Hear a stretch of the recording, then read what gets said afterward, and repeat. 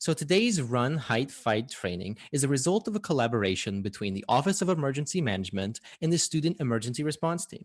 Now, the OEM has been around for many years and is involved in everything from information hotlines to weather alerts and shelter-in-place orders. And SERT was created last year to give a student voice to the university's COVID response.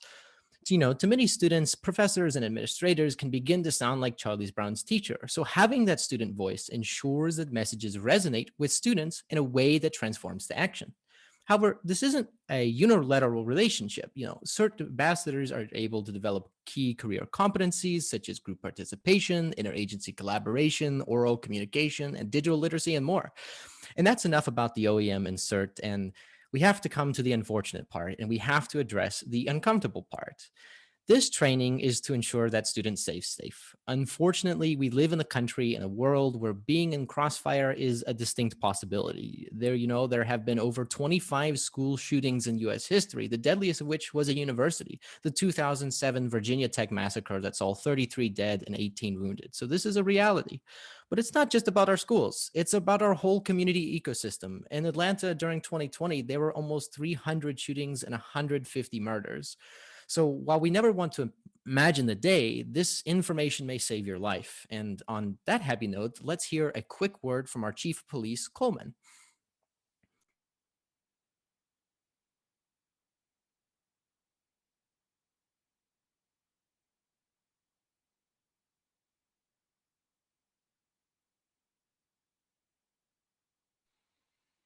Mr. Hammett, you're muted.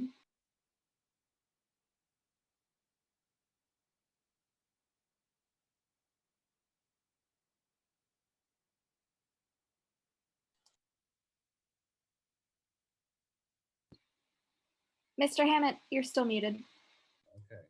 Okay, testing. Can you hear me now? Great, thank you. Okay, I think he was having some technical difficulties. He wanted to be on. I just wanted to express his some words from him about our teamwork and our working together, and his excitement that we're working together. If he can, I'm pretty sure he'll pop in. But from the Chief of Police, I just wanted to. He wanted me to say thank you to everyone for joining us, and this should be a very educational time period to learn about active shooters. So the Chief of Police, Anthony Coleman, want to say thank you, and thank you all. All right, so unfortunately, we weren't able to hear from the Chief of Police himself, but we are thankful that we have Fred here. And but before we get on to the good stuff, we first have to hand it over to my fellow ambassador, Daria Dozier. Thank you, Jake. I have the pleasure of introducing our speaker today. Leading our active shooter training today is Mr. Fred Hammett, Director of Emergency Management for Georgia State University. Mr. Hammett brings more than 29 years of public safety and emergency management experience to our campus. In addition to holding a master's degree in public administration and executive leadership from Columbus State University, Mr. Hammett has held numerous administrative positions in public safety and emergency management. Most notably, his roles as Police Administrative Chief of Staff for MARTA, as well as Agent and Special Events Coordinator for the Atlanta FBI Joint Terrorism Task Force. Crisis response, incident command, counterterrorism, and disaster and emergency preparedness are just a few of the skills Mr. Hammett has gained over the years. Also, Mr. Hammett is a proud recipient of the Police Officer of the Year Award and was a nominee for the Governor's Public Safety Award. Please extend a warm welcome to Mr. Hammett. Well, thank you very much. That always sounds good. Thank you very much. And thank you all for being here. Today, we would definitely be talking about a very important topic about active shooters. So thank you for the SERT for having me in our partnership that we have. And I'm looking forward to our partnership growing. And also, if anyone is on this webinar who would like to look at partnering with the Office of Emergency Management from Georgia State University, we look for building a relationship with you all also, because we definitely need to make sure that we're in a preparedness state of mind all the time. And some of the things that we do here, we teach, we train, and we prepare. So please look at us on the website, on our website, under the police website, and look at some of the things that we offer on the Office of Emergency Management. So 1 second, please. So this active shooter training is going to give you some tools, and I want to make you aware of some things that when you're out in public, not just at the college, not just at school, in your everyday actions, I want you to give you some tools to put in your tool bag and make you think about things, because these type of events can happen anywhere and at any time. And so we're going to go through the Plan, Prepare, React active shooter training for students, faculty, and staff. And it's another name, Run, Hide, and Fight. But my goal at the end of this presentation is to get you thinking about if you're ever confronted with an armed person with a weapon that's trying to do harm to anyone, some of the things that you can do to save your lives and the lives of others.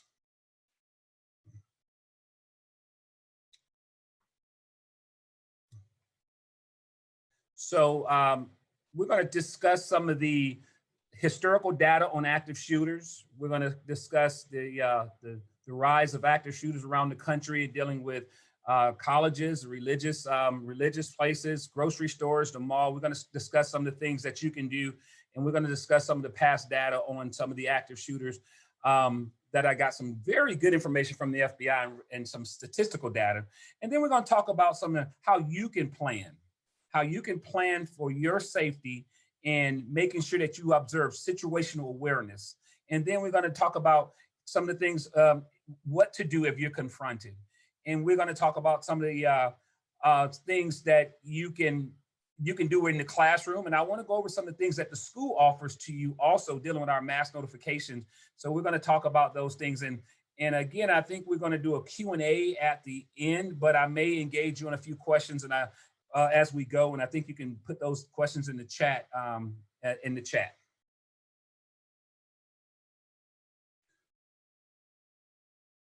So again, the objectives would be to define the term active shooters, list measures that we can employ to reduce the risk and active shooter presence, review actions you can expect from responding law enforcement. That is very important, is that you know how the police are going to respond if an active shooter event is near you. So it is very important on you knowing the measures, what to do and what not to do if you're ever in this situation.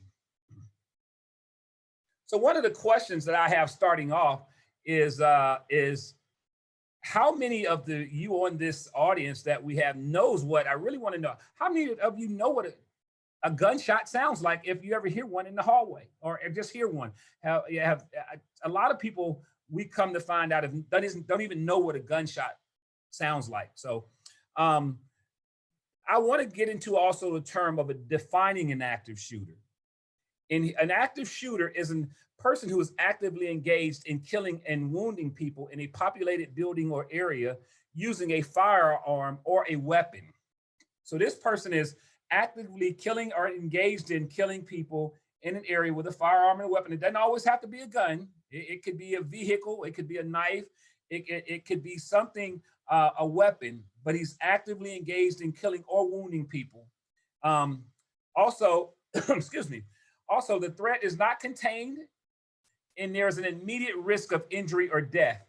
In most situations, the subject also will commit suicide. These incidents are over within minutes. So, and a lot of times they're not willing to, the mindset is not willing to be taken alive. They will have a mindset that I'm going to end my own life also. So it's suicidal is the, most of these incidents resolve in the person committing suicide. Also, now we'll talk about the mentality of an active shooter. Desire is to kill and injure without concern for his safety or anyone else. These situations are planned well in advance. That person who is the active shooter has planned these incidents a week or two in advance. They plan weapons, they planted weapons. They've done a lot of pre-planning for these events. And so understand that. And what I want you to see is they send off, most situations, they send out clues. They have sent something out previously. They may have sent an email or a chat or some Facebook or displayed some type of behavior. And that's what we'll get into later on the presentation about you reporting suspicious activity and making sure that you have avenues to report things if you see or are concerned so we can get people help, and maybe we can stop these type of incidences before they happen. Normally, the person has intended victims and will seek them out. So the person normally, when he comes to commit the act, he has an intended person who he's trying to kill. But if you're in the way, he will kill you also. And but they do have an intended person. But if you're in the way, you could be a victim also. Again, that's where we get into accepting targets of opportunity while looking for intended victims. And we'll continue until stopped by law enforcement. Again, I mentioned earlier, dealing with a suicide type mentality, like I'm going to take my own life, or law enforcement takes my own life, or most of them don't just give up. So understand that mindset.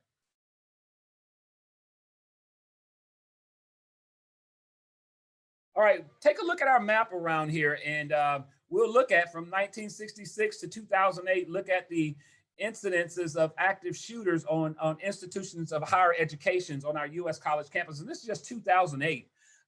During my research, I was looking at the data from 2017.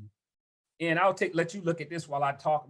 Into 2017, the FBI did a research of 250 active shooter incidents. And it was very interesting data where out of that 250 incidents, looking at some of the where the incidents happened at and how they happened, and looking at our institutions of higher educations as being, hey, we're not just, people are coming on our campuses. But I ask you why? Why would someone pick a college campus to commit an act of active shooter? So I would engage you, send those into to our chat, and what do you think would be reasons? Again, back to that data from the FBI, it shows 20.8% of that 250 incidents happened on college campuses.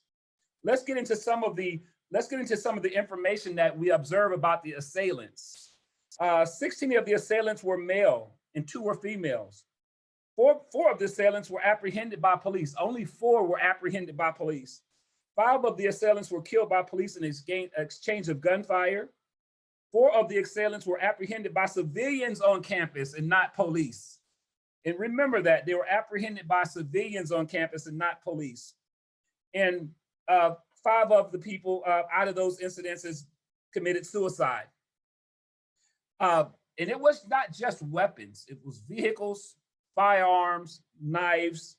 So don't think active shooters, shooters are weapons, of course, guns, but people use different type of weapons, ramming with vehicles and everything else. So, but what I'm trying to get across to you with this data is that colleges are prime targets also, and we need to be prepared, which is the first part of this, prepared. We need to make sure that we are prepared, that we're reporting the suspicious activity. We invite you to report the suspicious activity. And I'll talk about some measures that you can report activities on our college campus later, and some of the notification, great notification methods that we do have.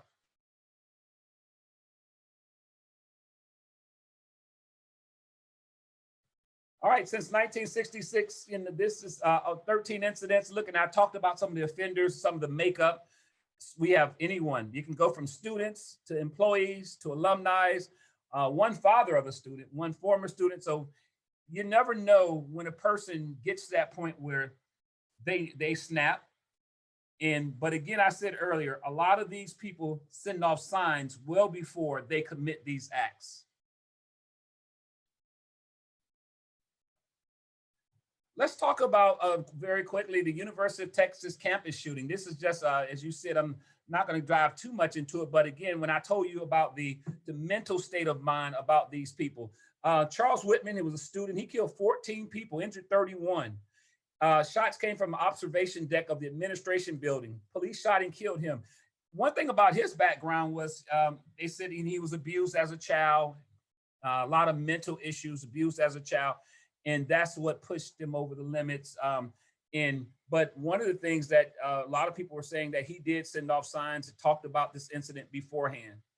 And that's why it's important for us to take it serious about when people tell us things, to make sure that we are reporting things to the right right people and not just shoving it off, not just shrugging it off and not doing anything and say, that's just old Charles, or that's just the way he is.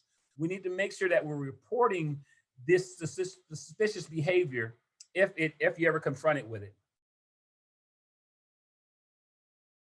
And let's get into Edward Charles Alloway. He was a custodian. He killed 7 and wounded 2. He had a mental breakdown. He was seeing things.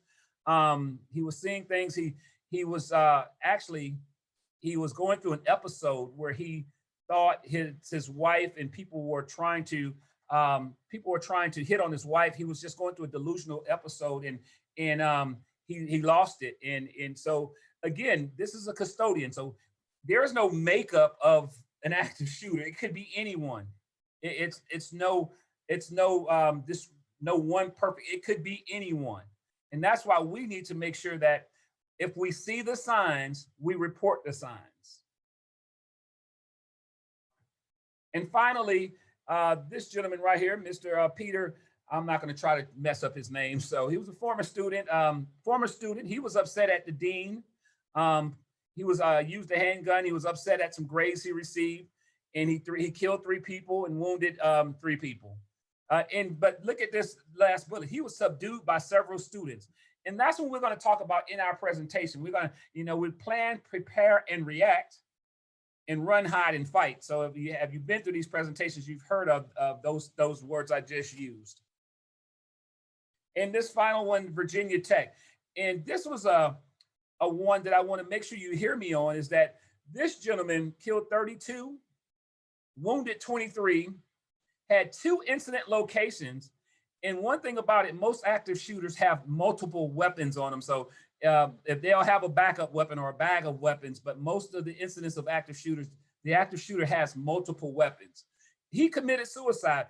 One thing I want to add to this is, though, that once he went through the rooms, he circled around and came back to rooms. And we're going to talk about why once a room is secured, why you should not open that door back up, because this gentleman went back to other rooms to go recheck those doors, which if you open those doors once it's secured or for anything, it could allow someone to get hurt. Also, we're going to talk about one of the strategies about playing dead. This gentleman, Mr. Chow, went back and he shot multiple people over and over again. So we're going to talk about that strategy that people talk about also. And then another one real quick. Again, this is a lecture hall incident. He had handguns concealed in a guitar case in the front of a lecture hall. So that's why we need to be very cautious. I call it situational awareness. You need to make sure, no matter where you are, it's the grocery store, it's the movie theater, it's where you are, you have situational awareness, that you know where the exits are. I would like to know how many of you walk in a building right now, how many of you walk in a building and look for exits and entry points? How many, is that just something normal? When you're at Red Lobster or Olive Garden, is that something that you would normally do? Do you normally look at the way in and the way out, and then do you normally do roll calls and what ifs? So answer those questions for me. I would like to know how many participants do that already. I see we got some people raising their hands already. So I know we have a method that we will get to your questions later, but I want you to think about those things before, when you go out. I want you to make sure that you have situational awareness. And unlike most K-12 public schools and colleges and universities, facilities and classrooms typically do not feature. Okay, our colleges know two-way intercom systems in buildings and classrooms, a centralized administrative office, visitor sign-in areas or procedures, or access control technology. Now, we have a lot of great things here at Georgia State University. Our camera systems, our access control. But I tell you, one of the greatest tools we have is people looking out for suspicious activity, saying, if I see something, say something. You're the boots on the ground. And a lot of times you see a lot of things before the public safety or anybody else can get there. So I want to make sure that you know the mechanisms to report activity on our campuses, in our classrooms also. So we'll discuss that a little later on also. Well, one thing about it too is before I go to the next slide, I want you to make sure that you have a plan. Always start in your mind thinking, what if this happened? What would I do? Have a plan no matter where you are. If I'm in the class this day, and let me hold on 1 second. Let me stop. I just saw my chief of police just come on. Chief, can you? You know what, Fred? While you've been talking, I've been in the chat room with everybody, so I kind of introduced myself. Keep doing what you're doing. Awesome, awesome. Good to have you, Chief. Good. I am officially on. Okay, well, good to have you on, Chief. Good to have you on. Okay. Okay, well, again, have a plan. Make sure that whatever you do, you need to have a plan when you go to class. You need to know the entry points, exit points, and everything. Have a plan.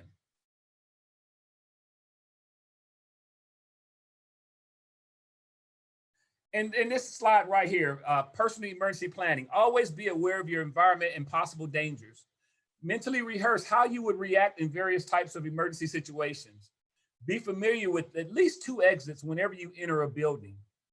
Ask about building emergency action plans. And program local and campus emergency numbers into your phone. How many of you know the public safety department's phone number to the police department? How many of you have that number plugged into your phone? How many of you are members of our mass notification rave? All right, and so that's what I want to know, and I want to make sure this audience is have their information in rave. That's how we reach out to you all in cases of emergency. And we have an app called Live Safe where you may see something and you want to report it and you want to remain anonymous. So we have an app that you can go to also and remain anonymous. So that is very important. Is in inclement weather or anything else, that's how we reach out. Our mass, it's called Panther Alert. Let me go back, but it's Panther Alert, and you can receive text, phone calls, emails, and so Panther Alert. If you go to the Office of Emergency, you go to Public Safety's website, and you'll see the Office of Emergency Management, and down there where it says Emergency Notifications. It's all the way down on the left. It says Emergency Notifications. You can go in there, and it's going to have the prompts to sign you up for Panther Alert. If you're not in there, let's get in there at the end of this call. That's how we communicate with you. And also, yes, so let's make sure we have that. All right, let's get into the actual meat of this. Okay, so if you ever confronted with the active shooter, you're going to have a few options. 1, escape. Okay, there's an org that a person has, and the person does when an exciting event happens, like if they hear a gunshot. Well, the first thing a person's going to do is he's going to know that's not what I think it is. Nah, I don't think that's what it could be. Well, I tell you, what you should do is you need to make sure that you know for sure. Don't just belittle it.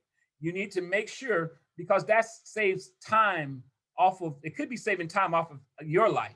So you need to make sure if you hear it, look into it.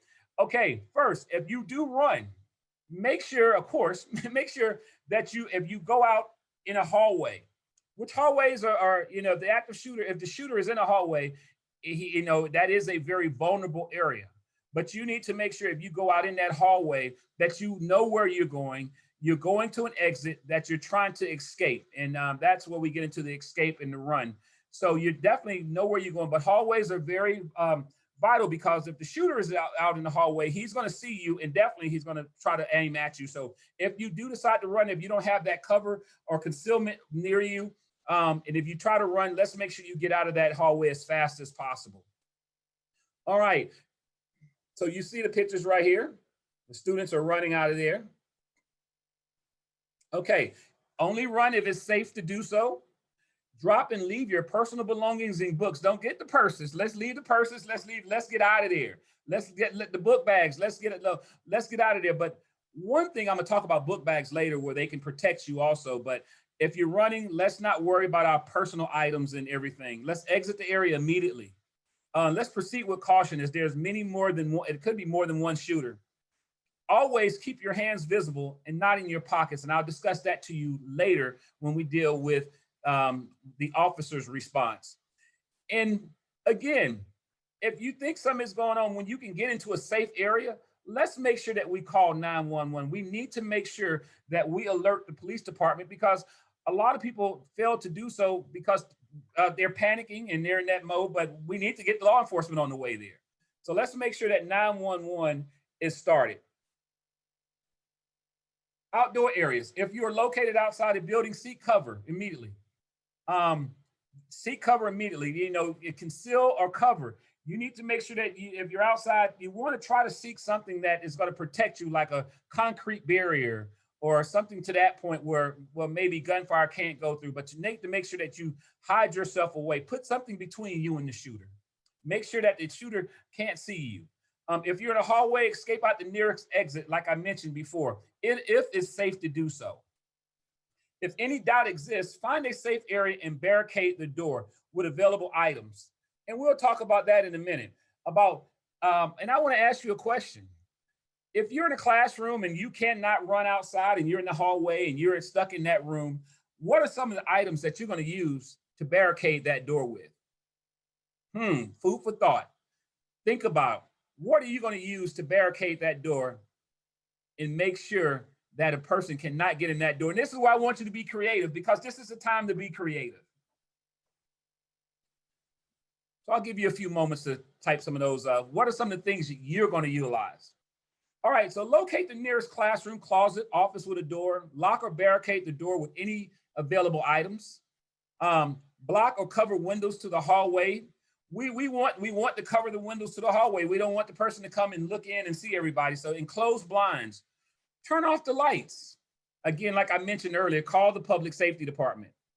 Silence your cell phone and other electronics in the room. Place signs in exterior windows so responders will know where you are located. After securing the room, position people out of sight as best as possible. Look for possible window exits if you are near one of them. So again, there is no perfect answer that I can give you if you're in that situation, but you're going to have to be creative. You're going to have to make sure and have the mentality, I want to live. I want to live, and I'll do anything necessary for my safety to live. So what are some of the things that you're going to hide within that room and barricade that door? I can't wait to hear those things.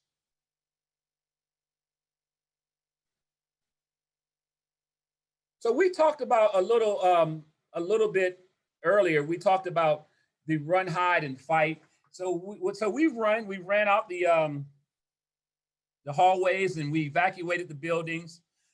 If we're able to do so. So this right now, we just talked about hiding. But there's some serious decisions that you're going to have to make if you cannot do those other things and the shooter is near you. And this is where you're going to have to look and take deep down soul in yourself and say, okay, what am I willing to do to go home and be safe? And again, I didn't talk about a little earlier about panicking. You're going to have those people that panic and they're going to freeze. And you're going to have those people that are going to have that kind of mentality that I'm going home today. And I suggest you have that mentality by being prepared, situational awareness, and say, hey, if I'm presented with this, I'm going to go home. And that's the last thing we're going to talk about is fighting back or reacting. Again, this is a last resort. And when your life is in imminent danger, last resort. But I do want to know, if an active shooter and you're in the room and you've got the room barricaded, that person comes to the door, send me some things. What are some weapons in the classroom that you can utilize as weapons to fight back? What are some of the things in that classroom that you can utilize on your body in that classroom that you can use to fight back? And if you see my PowerPoint, I'm probably giving a few of those things away, huh? Well, again, this is the last measure that we recommend is fighting back in a situation like this. But this is the last measure.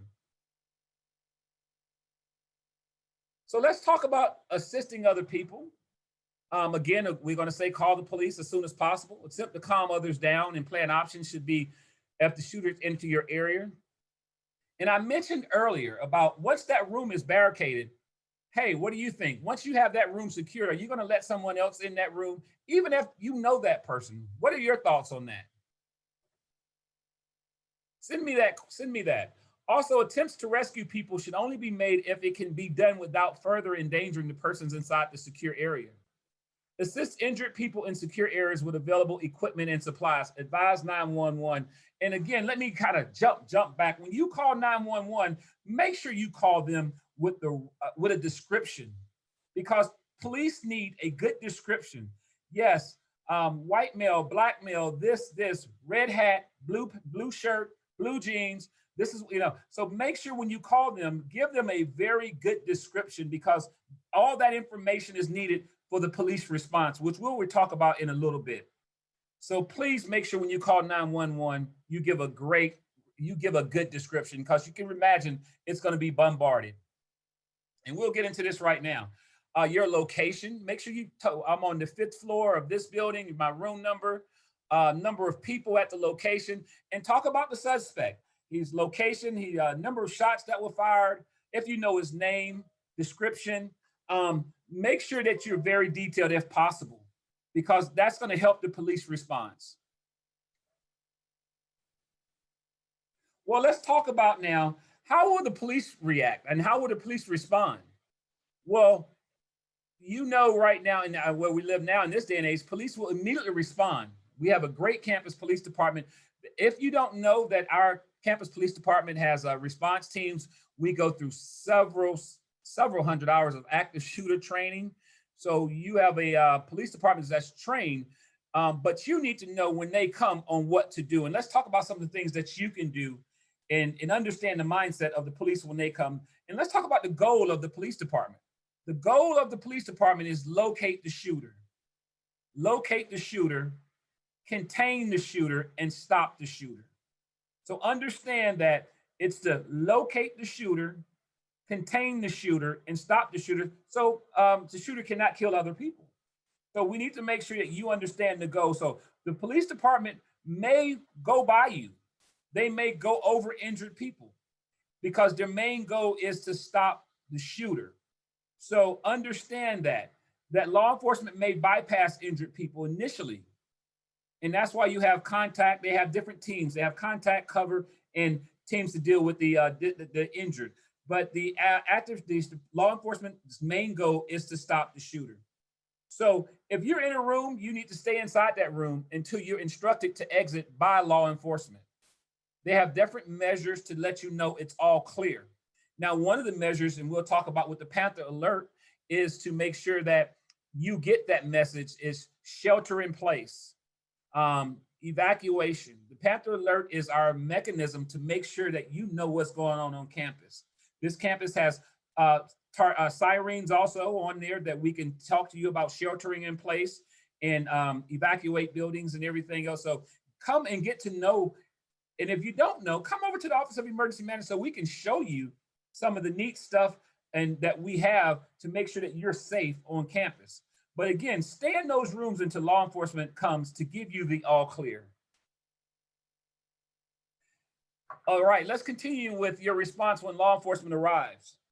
Remain in place until instructed to move. Follow the officer's instructions. Look at these gentlemen on the PowerPoint. Well, the one guy got some in his hands, but normally have your hands clear and in the air, because law enforcement officers need to hear, they need to see empty hands. All right, so do not leave any items in your hands. Immediately raise your hands and do not present a threat to the responding officers, because the officers don't know who the shooters are until everyone is looked at with suspicion. So make sure that you take everything out of your hands. Avoid quick movements around the officers or try to hug or hold them. Do not, because the officers have a mission to do, was just to let's get to the shooter. Avoid pointing, screaming, or yelling. I know that's going to be a lot. I know you're in a moment like that, but and limit your questions to the officers regarding suspects or others in the buildings also. All right, well, that's the officer's response. And again, your police department here has they go through several hours of training, many hours of training on active shooter. And if you want to ever participate in any of our exercises, I ask you to call me. I'm the director of emergency management, and we would love to have you participate in our exercises and see what it takes and to go the training that the officers go to. But let's go back and let's review. Let's do a quick review. And in this review, let's say, first of all, have a plan. And I asked you, how many of you, before you come out every day, have a plan? Not just at school, when you go to the mall, when you go anywhere, that you have a plan, that you know 2 entry points, exit points. What if this happens? Do you run scenarios? Have a plan. I also mentioned, if you think it's happening, then you need to not be slow in your response. Don't be delusional and say, well, this is not happening. You need to take immediate action. Take immediate action. Third, find a secure area or run. If you can get out of that building, those exits, you know it, run. Let's get away from the situation as much as possible. Calm, reassure, and quiet others. Again, most important, you need to make sure that you call 911 or your campus police. And you should have those numbers in we need to know those numbers. Notify your campus police to make sure that they're on the way. And only treat injured people if it's safe to do so. Only treat injured people if it's safe to do so. So I hope you all enjoyed this, and I hope I put a thought in your head that, you know what, it could happen anywhere. It could happen anywhere. But I want you to make sure that you have situational awareness and know your surroundings. I want you to make sure that you know how to report suspicious activity. Again, I mentioned earlier, most active shooter incidents, they have planned these incidents well in advance, and they have put off signals to their other people that a lot of times people shrugged it off. They did not report, well, that's just Johnny. That's just this. We need to get in the age of reporting suspicious behavior. We need to make sure that if you see something, you say something. You need to make sure that you know what the Panther Alert is. Let's make sure that we get you plugged into Panther Alert. And also know the emergency action plans and how to respond to an active shooter. So you have some homework I want you to do. If you're on this, you have some homework. So if you ever confronted with an active shooter incident, you can plan, prepare, and react, run, hide, and fight, and make sure you're safe. From the Office of Emergency Management, again, I'm the director. My name is Fred Hammett. We train, and we would love to host this training in many other areas. So if you would like this training, please reach out to us, and we're here for you. Again, I want to thank the chief for allowing us to put this kind of training on and being on the training. And Kimberly, I'm ready for the Q&As. Are you ready?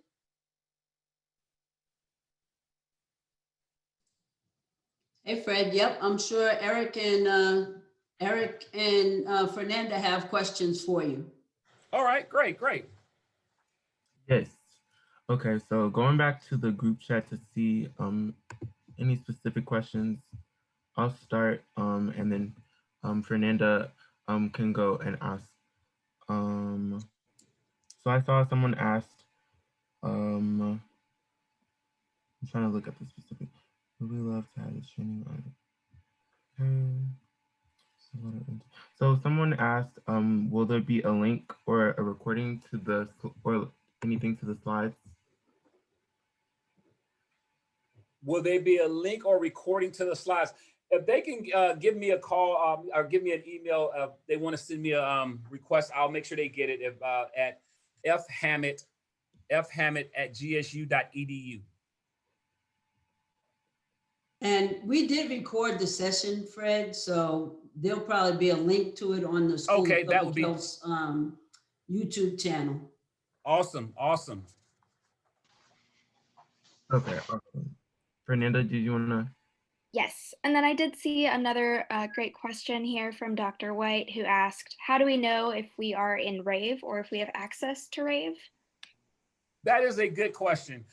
On the police website, and that's over at safety.gsu.edu or on the police website, and we'll make sure you have that.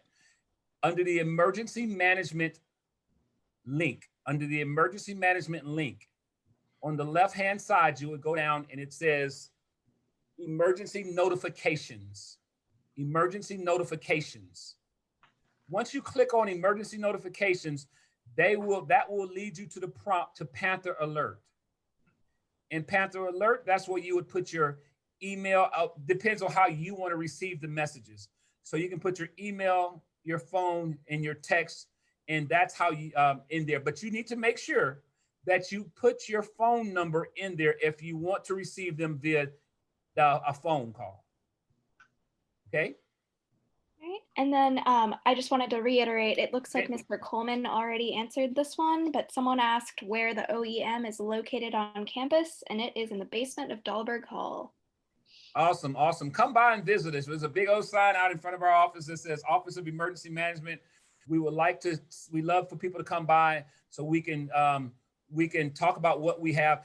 And also, let me just go back with the Panther Alert. Right next to that Panther Alert, also on that same website, is where LiveSafe is. And that's where you can also, if I mentioned, you may want to report something without anyone know, you can report anonymously. And that's where the LiveSafe, the link right next to the emergency management is LiveSafe. You can sign up for that also. Fred, we can also let them know that if you received the message last 2 weeks ago about the weather closure, either on your email or your telephone, then you are signed up for emergency alerts.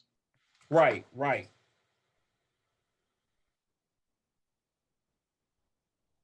Okay, let me see.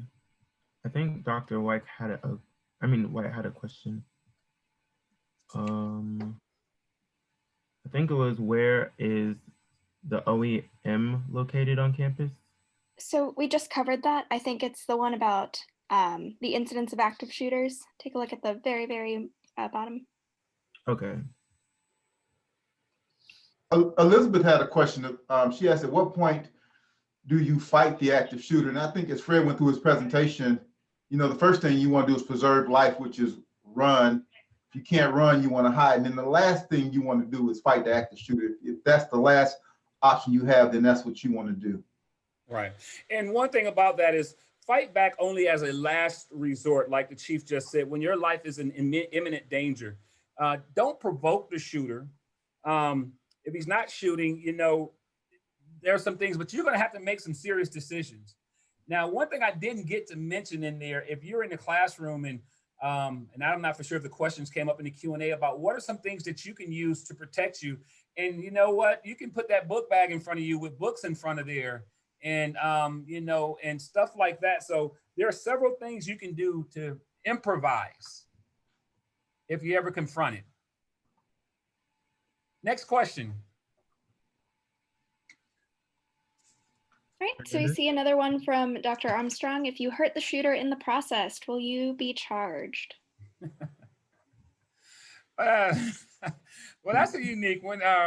Look, again, I would never say with fighting back, we just talked about that. If your life is in imminent danger, I think that you can express that I was saving my life, and I don't think you would be charged. I think, like I said, you have done an act to protect others' lives.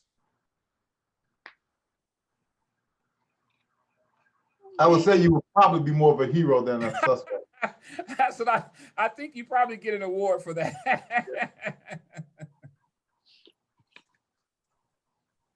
And Christine, I would, in active shooter situation, helping others is a discretion that you would use, but only if you are 100% sure that you are safe and completely out of harm's way before you help others, because you don't want to become a casualty by helping someone else. If you feel like you can help someone and still be 100% safe, then I would, by all means, help as many people as I possibly could. And also, when I'm dealing with students, I want to mention also, remove those earbuds sometimes, because you know, and I've got me a new pair of earbuds, and sometimes I can't hear what's going on around me. But one of the things is that, you know, remember I told you all situational awareness is making sure that you can hear what's going on around you. Always make sure that you can hear what's going on around you. So some of the tips are, you know, earbuds and making sure that you know what's going on around you. I would suggest know your emergency action plan. Our school, we have emergency action plans. When you come over, I'll show them to you. If you want to come over and SERT team, I'll show those to you also. But know the plans on active shooter. And then I got a question here from Victoria. What would you do in a situation if there's more than one active shooter? Very good question. Again, it goes back to identifying, because sometimes you may not know, but you got to still apply the same parameters of run, hide, and fight in the situation where, because you may not know, there could be one or two, but we're making sure that the police know that before they respond is very important.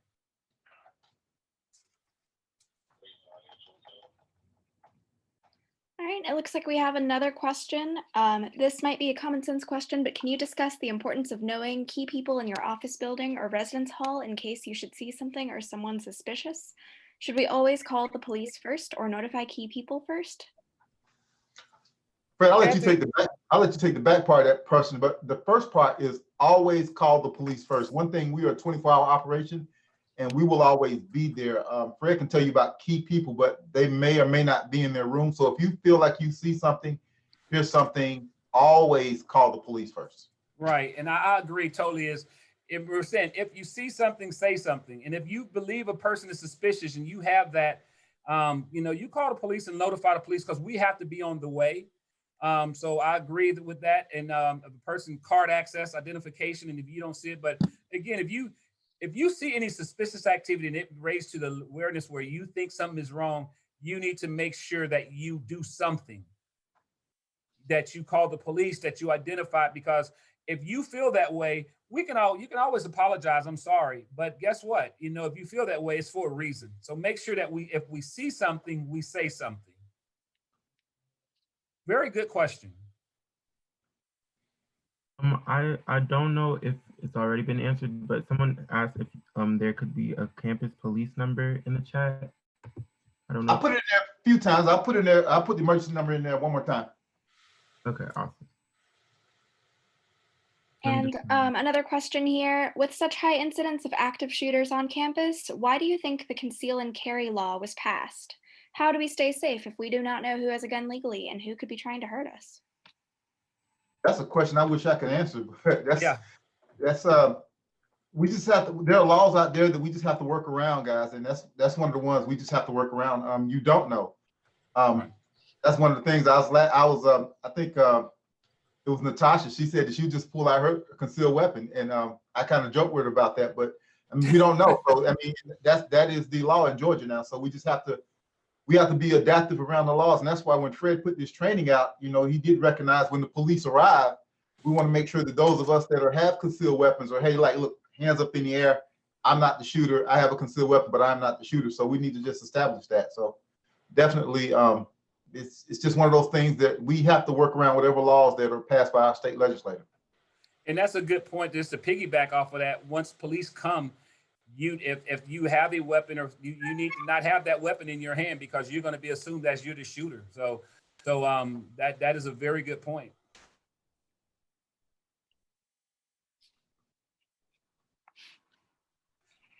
Right, I see other question. The instructions are run, hide, shoot, but what should we do if in the off chance that we come into contact with a shooter and they have their weapon pointed at us, but they do not shoot? Like I said, it's let's make sure that we have the right acronym: run, hide, and fight. Run, hide. We don't want. I don't want to record say. Let's make sure that we plan, prepare, and react, or we run, hide, and fight. Let's make sure I say that again. We run, hide, and fight. But that's a very good question. And I mentioned, if you're in imminent danger, then you have to take that. You're going to make that decision to fight back. If the person is not shooting, I'm not going to say provoke. if he's not shooting, it could get a hostage situation. It could evolve into a different situation right now. But again, I want him to say run, hide, and fight. And if your life is in imminent danger, then you need to make that decision. Are you going to fight?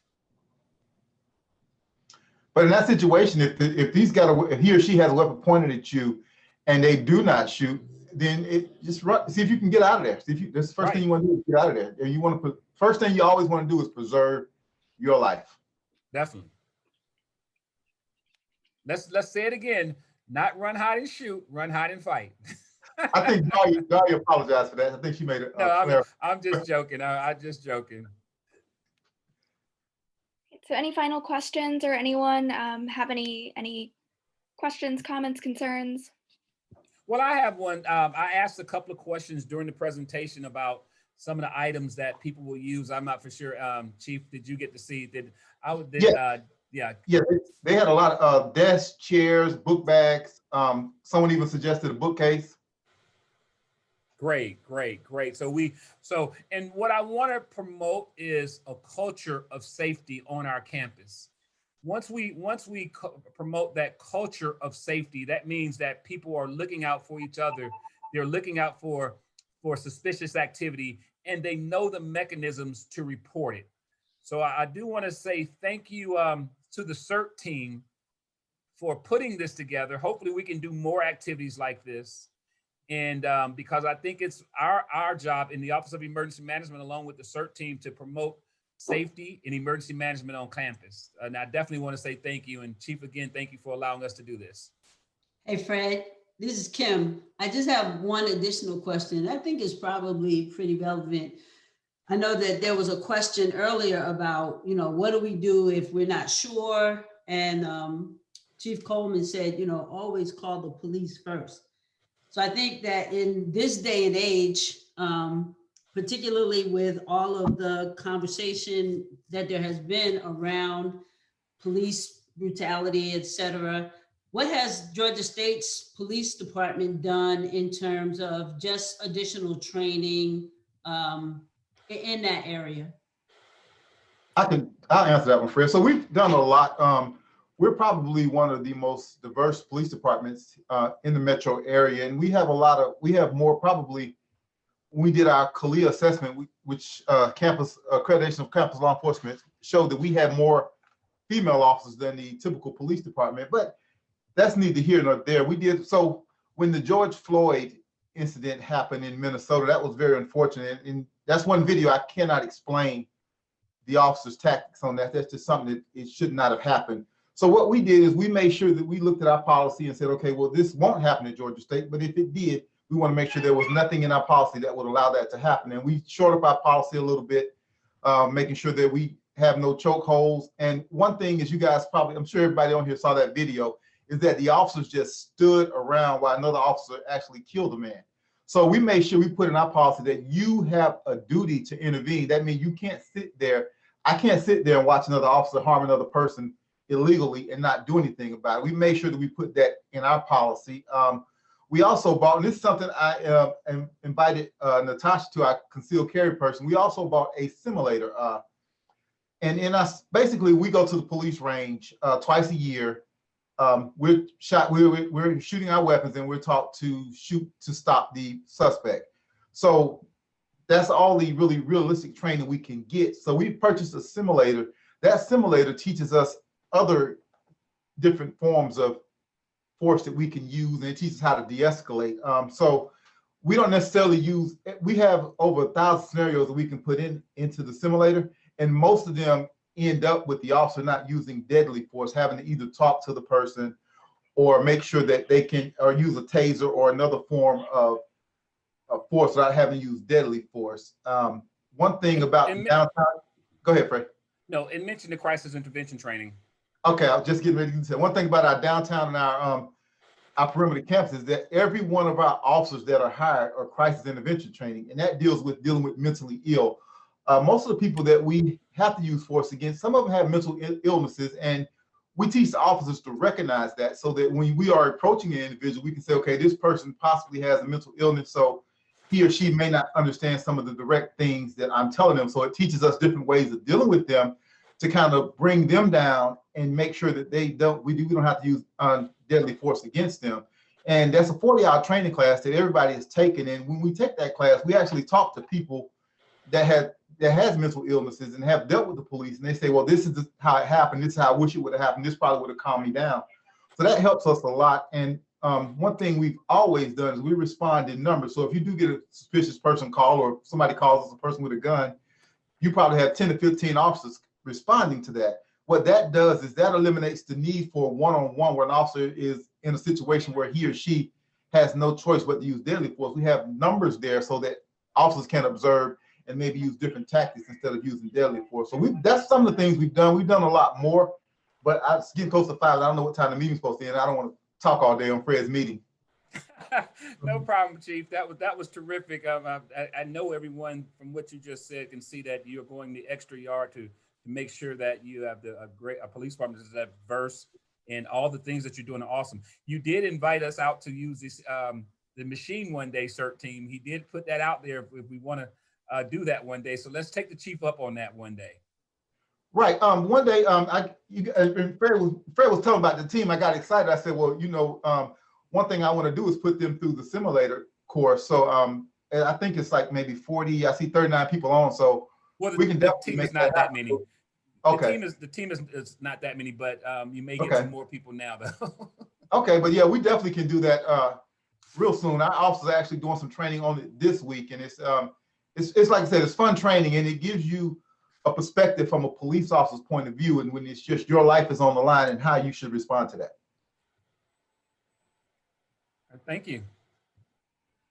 Well, again, let me add the Office of Emergency Management. We got a lot of things going over here. We love partnerships and with the police department and Office of Emergency Management, the SERT team. Thank you all for putting this together. Any other questions from anyone? If not, remember, run, hide, fight. Remember your situational awareness. Remember this is just another tool in your tool bag to make sure you look at your surroundings. And I want to say thank you again to everyone that helped put this together. And if you have any other questions, please stop by our office. Thank you.